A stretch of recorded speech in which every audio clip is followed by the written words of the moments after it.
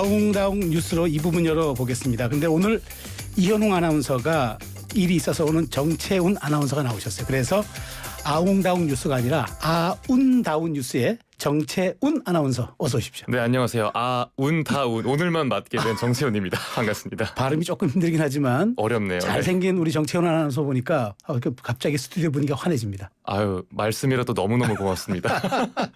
네네. 자, 오늘 잘 부탁드리고요. 오늘 이제 미얀마 강진 소식부터 한번 살펴보겠습니다. 규모 7.7 어마어마한 강진이 지금 미얀마를 강타해서 피해가 크다면서요. 그렇습니다. 미얀마 제2의 도시인 만달레이가 직격탄을 맞았는데요. 네, 인명피해가 눈덩이처럼 불어나고 있고 네. 구조 작업이 진행 중이긴 하지만 네네. 그야말로 아비규환인 상황입니다. 네. 교통과 통신도 끊겼고요. 네. 이번 지진이 방출한 에너지가 원자폭탄 무려 334개와 맞먹는다는 아이고, 분석이 나오는데 네. 네, 그야말로 정말 가늠조차 안 가는 그러니까요. 수치입니다. 상상이 잘 안 되네요. 그러니까요. 네, 미얀마 군부가 발표한 사망자만 약 1,700명에 부상자가 3,400여 명인데요. 네.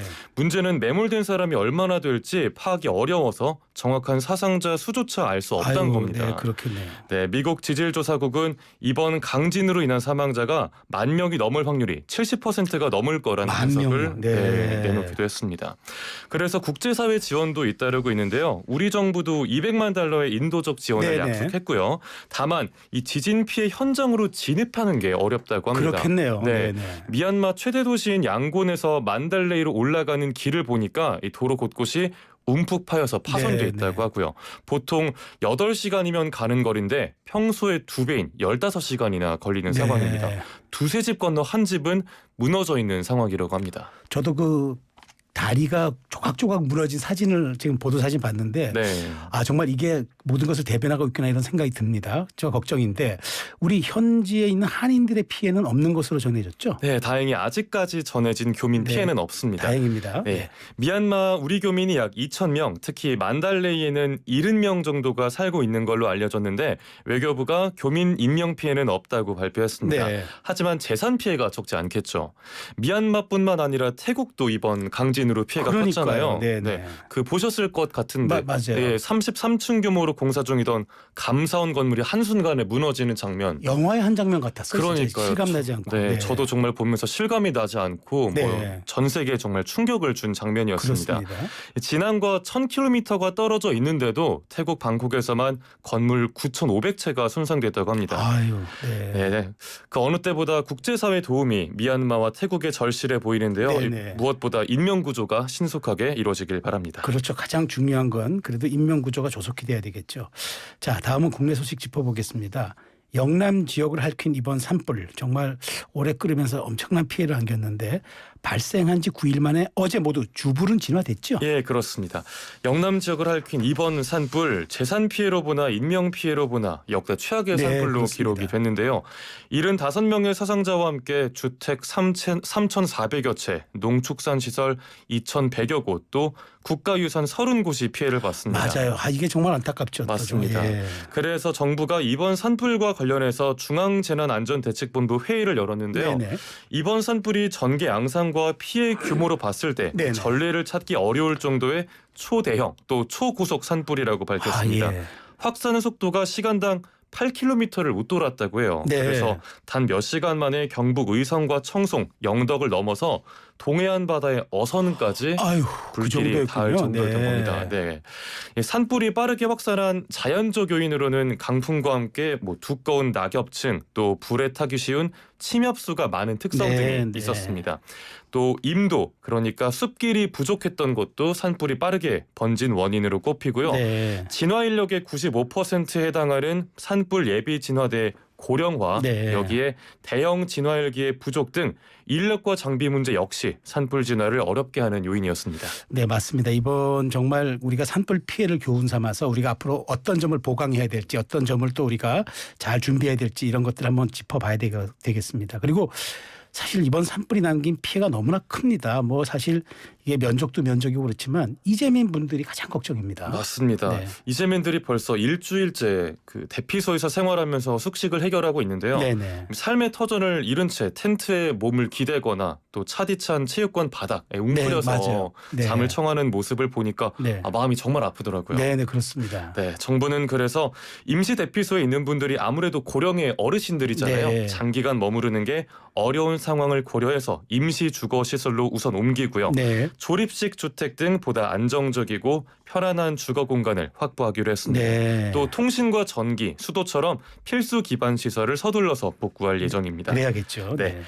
참 이번 산불로 인한 재산 피해 얼마나 될지 좀 상상이 불가하잖아요. 맞아요. 지금. 네. 추정이 어려울 정도잖아요. 네. 지난 28일까지 그래도 다행히 전국 각지에서 모인 산불 피해 성금이 553억 원을 넘었다고 해요. 그렇습니다. 네, 네. 일반 시민뿐만 아니라 경제계 또 연예계 등 각계에서 기부 행렬이 이어지고 있는데요. 네.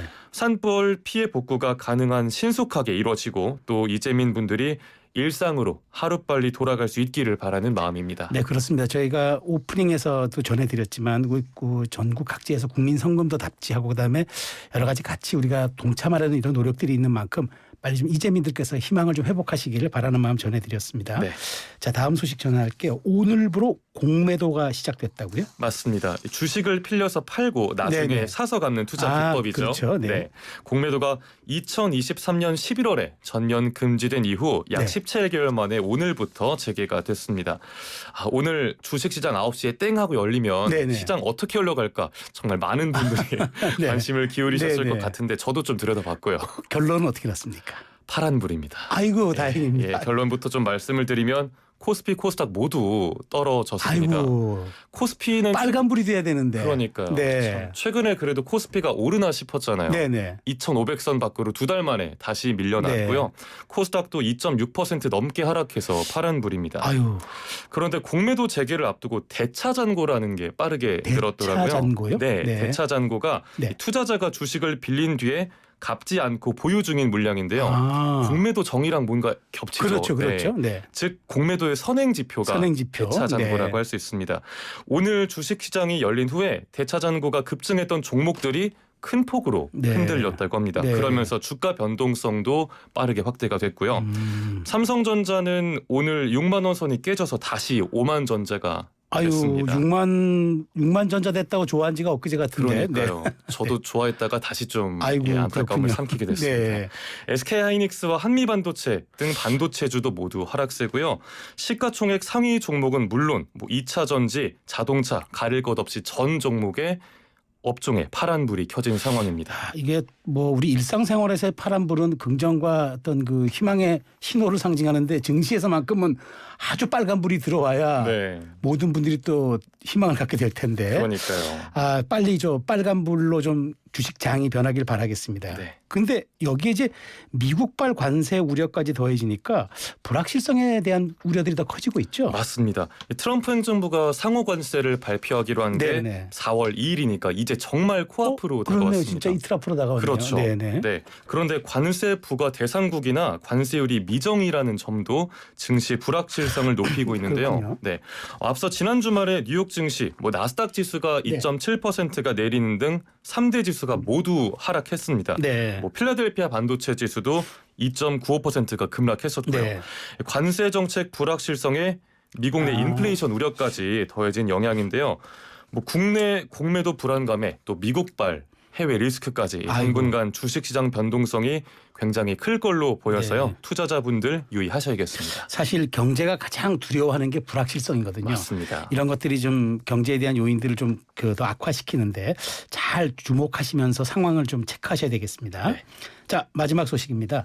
실업급여만 9번을 탄 친구를 보고 현타가 온다는 직장인 사연이 온라인에서 화제가 됐다고요? 네, 저도 이 제목을 보고 굉장히 놀랐어요. 네. 실업급여를 9번을 어떻게 타나. 그러니까요. 네, 이게 직장에 큰 의미를 안 두고 네. 실업급여를 반복적으로 타는 친구가 있는데 그 친구랑 내가 가치관이 안 맞아도 너무 안 맞는다 이러면서 성토하는 내용이었어요. 네. 글 제목이 네. 무한 실업급여 받는 친구들이었습니다. 제목 자체가 무한 실업급여. 네. 네. 글쓴이는 이 번 돈을 대부분 피부과 시술이나 성형, 자기 용돈으로 쓰고 저축하지 않는 친구들의 얘기를 네. 꺼냈는데요.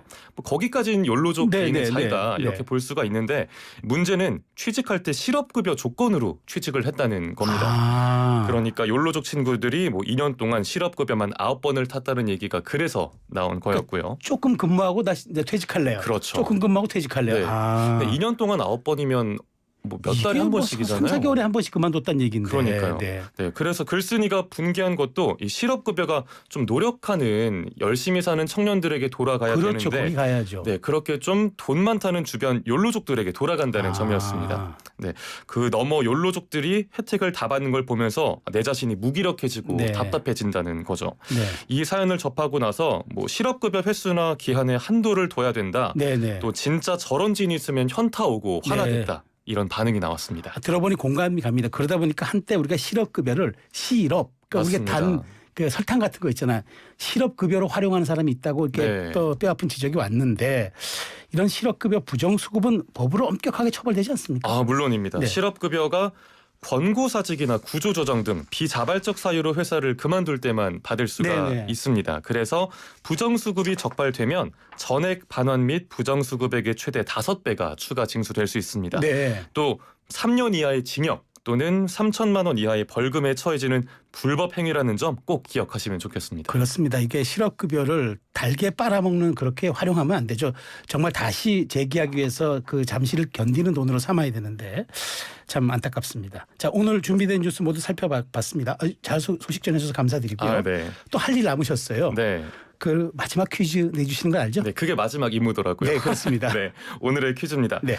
1995년 네. 고용보험 제도가 시작되면서 취업 보조금의 일종인 앞서 소개해드린 네. 실업급여가 네, 네. 생겼습니다. 그런데 그 전까지는 오로지 이것에만 의지해야 됐는데요. 네. 일정 기간 근로 후 퇴직하는 사람에게 지급하는 돈, 이건 무엇일까요? 아, 퀴즈를 내셨으면 힌트는 제가 내는데 원래 네. 이 힌트를 제가 낸 거 소개하는 이익선 씨가 오늘 계시지 않으므로 네. 우리 정채원 아나운서가 저를 좀 한번 소환해 주시죠. 네, 그래서 듣기로는 요정이시라고. 그런데 앞에 미안합니다. 형용사가 붙더라고요. 아, 네, 네, 날지 못하는 이라고. 요즘은 날지도 못하지만 네. 뭐 걷기도 힘듭니다. 아, 그래도 네. 네네. 그래서 날지 못하는 힌트 요정께서 힌트를 내주시면 감사하겠습니다. 아유, 우리도 정채원 아나운서가 소환했으니까 바로 이렇게 날라오지 않고 떼굴떼굴 굴러서 왔습니다. 네. 자, 힌트 드리겠습니다. 이제 이거는 말씀하신 것처럼 다니던 직장을 그만두고 이제 퇴직할 때 받는 돈을 얘기합니다. 법적으로는 퇴직 후 14일 이내 지급해야 하고 수령 액수는 이제 자신이 근무한 이제 재직 연수에 좀 비례하죠.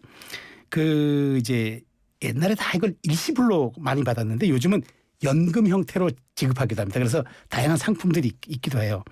그게 사실 직장 근로자의 경우에는 이게 사실상 노후 전 재산이거든요. 네. 그래서 이제 이걸 이제 투자하거나 창업에 다 써버릴 경우에 결과가 좋으면 좋은데 안 좋으면은 이게 가정이 직격탄을 맞아가지고 사회 문제가 돼서 신문에 많이 소개가 되기도 했습니다. 맞습니다.